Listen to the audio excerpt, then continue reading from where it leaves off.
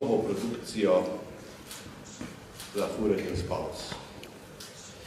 V naši sredi toplo pozdravljam gospoda Carlosa Padrizo, very welcome, Carlos, ki seveda je avtor nove predstave, nove svetovne premiere skupine La Fura del Spaus, ki se bo zgodila prav na naši otvoritvi 28. junija. Moram reči, da smo izjemno počaščeni. O tem sva se pogovarjala lani junija, ko je bil tukaj na obisku in sva si ogledala prizorišče na Kongresnem trgu. In vprašal je, ali bi mogoče naredili še kakšno predstavo, kakšno novo. Seveda to je krasna priložnost za dodatno uveljavitev tako Ljubljana festivala, kako tudi seveda skupine La Fura del Spaus na svetovni festivalski sceni. V kasnejšem delu vam bom predstavil tudi nekaj highlightsov letošnjega 66. Ljubljana festivala. Ne ob vsega, kajti prav posebno novinarsko bomo priredili zato kot vedno na Magistratu, kjer bo gostitelj ljubljanski župan Zoran Janković, ki je tudi častni pokrovitelj letošnjega poletnega festivala. Še pred tem pa seveda tudi 33. slovenske glasbene dneve, tudi z enim takim pregledom, krajšim, kajti novinarska konferenca, kjer bomo skupaj s programskim odborom in institucijami, ki sodelujejo pri slovenskih glasbenih dnevih, predstavili 20.3. predvidoma ob 12. uri tukaj v Viteški dvorani Križanke. Toliko o tem. Zdaj pa prosim gospoda Padrizo, da on pove, za kakšno predstavo gre, za kakšen naslov gre, kaj bomo lahko videli na Kongresnem trgu 28. junija. Bienvenido, señor Padriza. Ahora le invitamos a usted que nos explique, por favor, de qué se trata la obra que nos va a presentar el 28 de junio. Y bueno, bienvenido nuevamente a Ljubljana. Buenos días. Bueno, pues todo esto empezó el primer día que yo vine para presentar Carmina Burana, que me pasé por la plaza y vimos que era perfecto para hacer Carmina Burana, porque es una ópera que permite hacerla al aire libre, y la hemos hecho en muchos otros lugares, en Chile, en Taiwán, en otros sitios. Pero con él, con Darko, estábamos en la plaza y look, wow, it's possible to use the castle in the show. Empezó con esta idea y a partir de aquí yo empecé a pensar y bueno, ya estamos aquí con nuestros técnicos, estamos ya tomando las medidas y lo que ha sido un sueño con Darko se va a convertir en una realidad. No, vse se je začelo lani, ko sem bil tukaj, sem najprej videl ta kongresni trg, ki mi je bil takoj zelo všeč. Bili smo tukaj s predstavo Carmina Burana, ki je pač opera, ki tudi omogoča predstave na odprtem.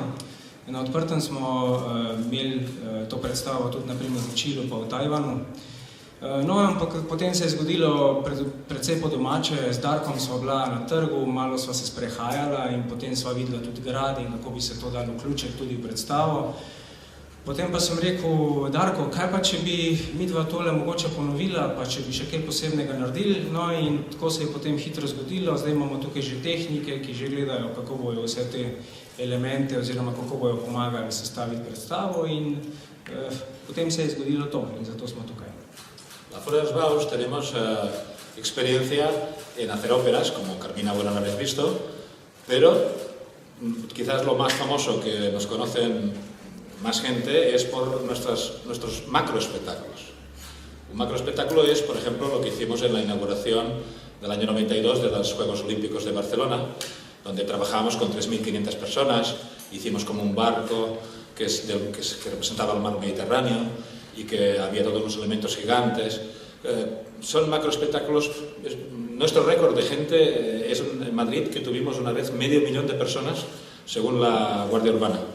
Quiere decir que puede verlo mucha gente y son muy populares, en el sentido de que niños, padres, son transgeneracionales, todo el mundo dice wow, porque son elementos grandes y espectaculares. Večina ljudi nas pozna po tem, da predstavljamo opere, pač tukaj se pozna Carmina Burana, ki smo jo izvedli lani, ampak veliko se ukvarjamo tudi z makrospektakli oziroma s posebnimi večjimi spektakli, predstavami. Zelo smo znani po tem, da smo leta 1992 na otvoritvi olimpijskih iger v Barceloni priredili ogromno veličastno predstavo. Takrat smo imeli cirka 3500 sodelujočih. Vključena je bila tudi ladja in veliko ljudi iz celega sveta. Naš največji projekt se je pa zgodil enkrat v Madridu, ki je menda po podatkih civilne zaščite oziroma ene javne ustanove, ki je to štela, menda je celo blizu 500 000 ljudi sodelovalo v tisti naši predstavi v Madridu. Takrat je bilo tudi značilno to, da je v tej predstavi sodelovalo več različnih generacij in prav lepo je videti vnuke in detke skupaj, kako sodelujejo in se čudijo umetnosti. Entonces nosotros vamos a hacer la primera mundial, el estreno mundial de esta primera conversación con Darko que tuvimos aquí en Eslovenia, en Ljubljana, el próximo 28, el estreno mundial de un espectáculo que lo queremos hacer durante los próximos 4 años. Letos bomo imeli, torej o tem, kar sem prej govoril v zvezi z Darkom, kar sva se dogovorila, bomo imeli svetovno premiero te naše predstave, za katero imamo planirano, da bo trajala približno 4 leta. Torej 28. junija imamo svetovno premiero te naše nove predstave. Y este espectáculo se llama Esfera Mundi, que es la primera circunvalación del mundo que ahora va a hacer 500 años. Europa, una tripulación de marineros de muchos lugares de Europa, lograron hacer. Se trata de la aventura más importante que el hombre hizo en su momento para demostrar que la Tierra no era plana, no era el centro del universo. La Tierra, el Sol no daba vueltas alrededor de la Tierra, sino que era al revés. La Tierra era una esfera que daba la vuelta al Sol y fueron los primeros en demostrar que en el mar no había unos acantilados infinitos, no había un finisterre, como los nombres, que hay muchos finisterres en el mundo, que decía la cultura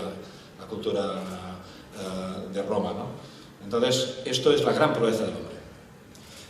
Naša predstava, ki se imenuje Sfera Mundi oziroma potovanje okoli sveta, ponazarja recimo temu panevropski projekt, ki se je začel pred 500 leti. To je bil največji, najbolj drzen projekt tistih časov in tudi zelo pomemben na splošno zgodovini človeštva. Namreč takrat je ena odprava organizirala pot okoli sveta. Glavni namen tega je bil, da se dokaže, da je Zemlja okrogla in da ni nečesa, kar so takrat imenovali Finisterre, zato je veliko krajev na svetu, ki se imenuje Finisterre, ker po določeni miselnosti naj bi bilo nekje sredi morja, potem naj bi bil en ogromen prepad oziroma konc sveta. Ta odprava pred 500 leti je dokazala, da je Zemlja okrogla in da Zemlja kroži okoli Sonca in ne obratno, tako kot so mnogi napačno prej mislili. No in ta odprava je tudi nekako ogledalo temu, kar želimo danes, namreč povezovanje, na splošno tudi v Evropi. Ta odprava je imela ogromno članov iz veliko delov Evrope, ker takrat je pač Španija oziroma španski kralj pokrival veliko področje Evrope. La gente no sabe que en estos barcos, porque salieron 5 barcos y solo volvió uno, que dieron la vuelta al mundo, no sabe que la población estaba formada por gente de muchos países de Europa. Había, por ejemplo, 25 italianos, había 30 portugueses, muchos españoles, pero también había griegos, alemanes, ingleses. Por lo tanto, era un proyecto europeo. Es el primer proyecto europeo de gran aventura científica, de demostrar que es redonda la Tierra. Y está de moda, por ejemplo, Shackleton que va al Polo Sur, o todas las que fueron mucho más tarde, pero esta ya hace 500 años. Estamos hablando de 1518-19, cuando estaban preparándola, salieron y luego volvieron el 22. Y entonces fue una aventura que fue muy difícil, fue realmente, pasaron mucha hambre, tuvieron tempestades, perdieron las naves, fue una aventura que es muy interesante de recuperarla. Nosotros, bueno, traduce eso y después seguimos. No, od teh 5 ladij, ki so takrat krenili na pot okoli sveta, se je samo ena vrnila. Na teh ladjah je bilo ogromno ljudi iz drugih delov Evrope, tako kot sem že prej omenil. Naprimer, bilo je, se mi zdi, da 25 Italijanov, 30 Portugalcev, mnogo Špancev, bilo je tudi veliko Grkov, Nemcev, Angležev in tudi drugih nacij. In to je bila prva taka res velika evropska avantura. Mnogo let kasneje seveda so se zgodile tudi odprave na južni tečaj in tako naprej, to so tudi ogromni dosežki, ampak to, o čemer govorim, je bilo pred 500 leti in je bila prva taka velika znanstvena avantura, ki jo je bila Evropa sposobna organizirati in narediti.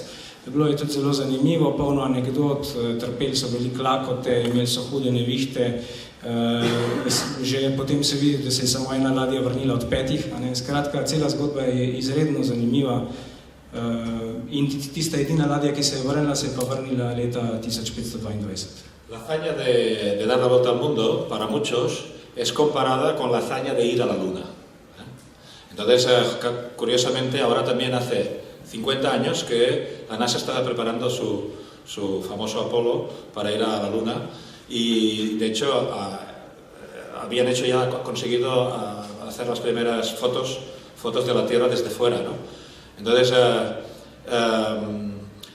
ahora será tan importante los elementos que queremos celebrar que este espectáculo que se estrenará aquí, estoy casi seguro, muy seguro, que lo llevaremos a muchos lugares del mundo y la primera vez que se habrá hecho será aquí en Eslovenia, habrá sido la primera mundial.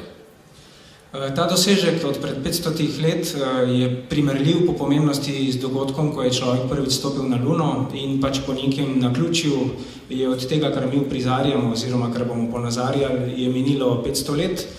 Prihodnje leto se bo pa ravno poteklo 50 let, odkar je človek prvič stopil na Luno in takrat so tudi s fotografijami pokazali Zemljo prvič od daleč stran in tudi se je pokazalo dejansko, da je Zemlja okrogla. In ta dva dogodka lahko po pomembnosti približno primerjamo. Ta predstava, ki jo bomo premierno predstavili, prizorili 28. junija tukaj v Ljubljani, bo prva tovrstna na svetu in z njo bomo nadaljevali še nekaj let. Queremos usar primero